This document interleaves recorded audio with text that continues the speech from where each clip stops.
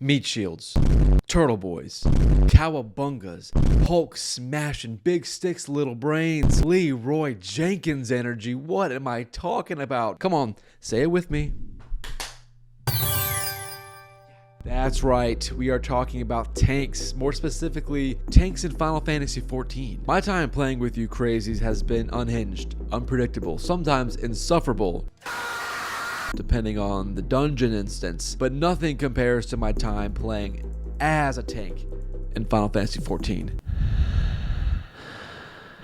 But before I share some of my traumatic experiences with tanks, we need to establish what is a tank in the MMO genre, the history and philosophy of this beloved class, and most importantly, the psychological studies of players who use this class on a daily basis.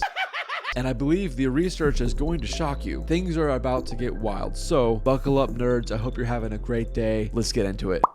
So what is a tank? A tank is a character whose primary role is to absorb damage and prevent others from being attacked. Tanks are the quote-unquote meat shields, so to speak, putting themselves between mobs and the more vulnerable party members. The history of the tank role in MMORPGs is closely tied to the evolution of the genre itself.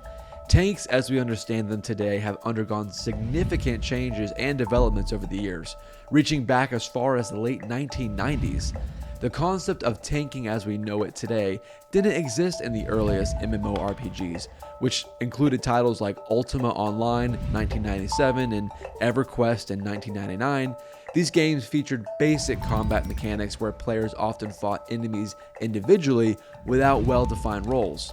However, early MMOs did introduce the concept of aggro, short for aggression, where monsters would target the player who either dealt the most damage or who attacked it first. During the mid-2000s, gamers were introduced to the concept of the Trinity, which is a term used to describe the core roles in MMO gameplay, which include tanks, healers, and damage dealers, or DPS. Games like World of Warcraft from 2004 popularized this system, solidifying the tank's role as the primary damage soaker and aggro holder. As MMORPGs evolved, tanks started to diversify into various archetypes and specializations. For example, some tanks became known for their crowd controlling abilities, while others focused on dealing damage in addition to their tanking duties. This added complexity and depth to the role, allowing players to tailor their tanking style to their preferences and the needs of their group. Over time, MMORPGs introduced even more intricate tanking mechanics and strategies. This included precise positioning, the use of taunts or threat-generating abilities, and intricate boss mechanics that required tanks to perform specific actions at certain times during encounters. Some MMORPGs introduced the concept of off-tanking, where a secondary tank role was needed in certain encounters. Hybrid classes, capable of both tanking and dealing damage or providing support, became more common. This allowed for greater flexibility in group compositions and encounter strategies. Now, while I didn't grow up with MMOs like EverQuest or World of Warcraft, I wasn't completely devoid of the concept of a tank. My first exposure to this character class was actually in Xenoblade Chronicles, a fantastic open-world RPG first debuted on the Nintendo Wii, featuring the Trinity concept, tank, healer, DPS, however without the online components. In fact, it was through Xenoblade Chronicles that I learned about the philosophy of a tank.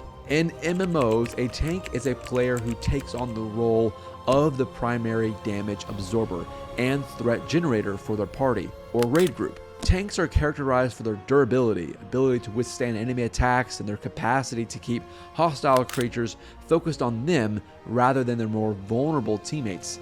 The tank's primary responsibility is to ensure the safety of the group by drawing enemy attention and mitigating damage.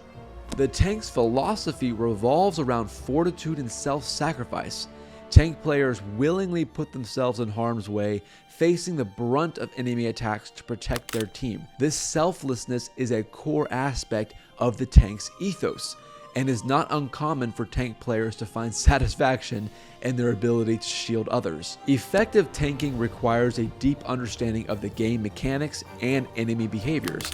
Tanks must adapt to each encounter, positioning themselves strategically to minimize harm for their team. This philosophy emphasizes the importance of preparation, learning, and a commitment to constant improvement in chaos. Tanks often assume the leadership roles within their groups. They are responsible for initiating battles, guiding their team through encounters, and making crucial decisions in the heat of battle. Tanks play a pivotal role in shaping the dynamics of MMO groups, raid parties, and other factions. Their ability to control enemy aggression allows other party members such as healers and damage dealers to focus on their respective roles. The synergy among group members often determines the success or failure of in-game challenges. Tanking is certainly not for the faint of heart. It presents a constant challenge that requires players to refine their skills, adapt to new content, and continually strive for excellence. Now you may be thinking, wow, tanks are so important. And you are correct. The philosophy of a tank is incredibly noble and self-sacrificing. So how the heck do all you tanks become so chaotically mischievous? I mean, the pure, feral, chaotic energy you all put off is honestly insane. Stop it. Tanks are so vital, and all of you tanks know this, which is why I believe so many tank classes develop cowabunga syndrome, which can feel like diving headfirst into a concrete wall if you aren't prepared. I began Final Fantasy XIV as a DPS, more specifically the Lancer Dragoon class. I would watch countless tanks run off into the dungeon, aggroing massive pools with a party full of sprouts. It was an adrenaline ride as we followed our beloved meat shield into the depths of hell. If you saw my Cutter's Cry dungeon experience, you will remember the literal trauma I endured as a DPS. We aren't going to talk about that day anymore in this video, but if you want to see my pain, or if you enjoy the chaotic nature of Sprout's enduring pain, then you should go check out that video. Part of me admired all the tanks that I queued with for their bravery, but their bullish Leroy Jenkins energy scared the out of me. This was especially true when I tried healer. My relationship with tanks took a very dark turn as I was now responsible for keeping my tank alive, spamming Cure 2, Regen, and often swift cast into Raise as I tried to stem the bleeding of my tank as they plunge our party into massive pools. For context, I'm not a great healer, but next to my tank, I was hanging on for dear life by my teeth to a bloodthirsty animal begging the tank to do smaller pools. Now, while I couldn't see their face in real life, I imagined that they would read my chat request with a crooked smile as they full throttled deeper into the dungeon. I thought perhaps if I tried tank, I could set a more realistic pace inside the dungeons. But man, oh man, was I wrong about that.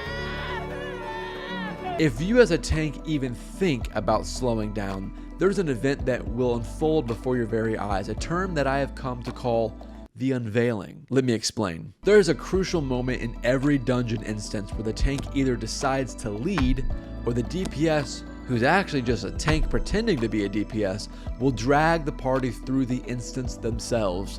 Shoot, I've even seen this unveiling occur with healers.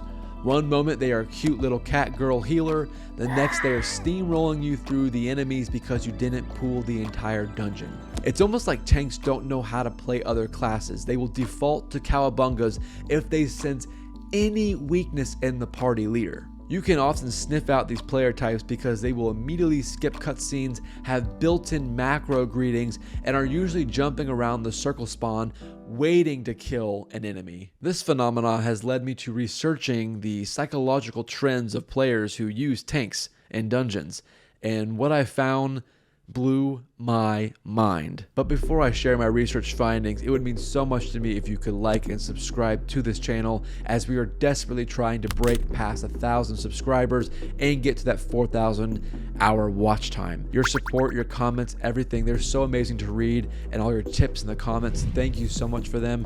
Don't forget to like, subscribe, and share this video with your grandma. Give her a kiss on the forehead for me and say Nerdy says hello. Anyway, back to our research. Back in 2021, there was a research paper put together that wanted to study the significance in different trends within different player classes in the MMORPG genre. And one of the findings that they found, and I will actually link the entire research paper in the description below, but one of the trends that they found amongst tanks and DPS was actually very interesting. And I'm going to read you a direct quote from the conclusion of that paper. Players who spend a lot of time playing tanks are more emotionally stable and react better under stress. Players who spend a lot of time playing DPS tend to be more anxious and jittery. Wait, so if I'm reading this right, I'm the problem, not the tank? I'm a scared little jittery DPS player who's actually terrified of being dragged through massive pools? And it's not the tank's issue but mine? And probably speaks to a larger life issue within myself of why large pools are scary? Is this why I've yet to do any other extreme content as a healer? I was not expecting it to go this way. I recognize that I was perhaps quick to judge all of you tanks. I recognize that perhaps it's my own inner conflict that internalizes and interprets dungeon pools, large dungeon pools, as stress. I realize that perhaps I'm actually just a cowardly DPS.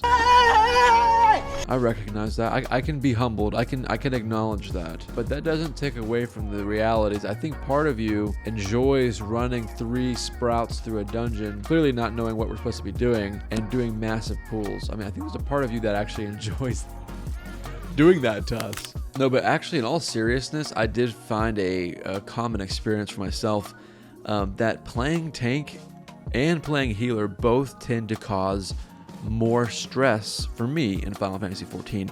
And I think it's because I feel the burden of needing to make sure my party succeeds. I know a lot of you in the comments have always said, you know, take that pressure off of yourself. It's not that big of a deal. It's just a game. It's true. It is very true. But naturally speaking, I've leaned towards DPS because I don't feel the same pressure. With that being said, I'm now forcing myself to try harder content in either healing or tanking roles. So expect more videos about those types of experiences to come. But seriously, all of you tanks, you guys are amazing. Still psycho, but amazing. In conclusion, a tank in MMORPG video games is more than just a role. It's a philosophy that embodies fortitude, strategy, leadership, and sacrifice. Tanks are the guardians of their virtual worlds, ensuring the safety and success of their teams. The role not only enhances gameplay experiences, but also teaches valuable life lessons, skills, and fosters a sense of community within the gaming realm. The philosophy of being a tank demonstrates that in virtual worlds, as in life, strength, resilience, and leadership qualities that can make a difference in leaving a lasting impact. So be sure to send your tank some love today and go check up on your DPS. Apparently we are not okay. We are not okay. If you guys are interested in reading the full research, I will put it in the description below. And thank you so much for tuning in today. I appreciate all of you. You guys are amazing. Don't forget to stay nerdy. Don't forget to share it with your grandma. And until next time,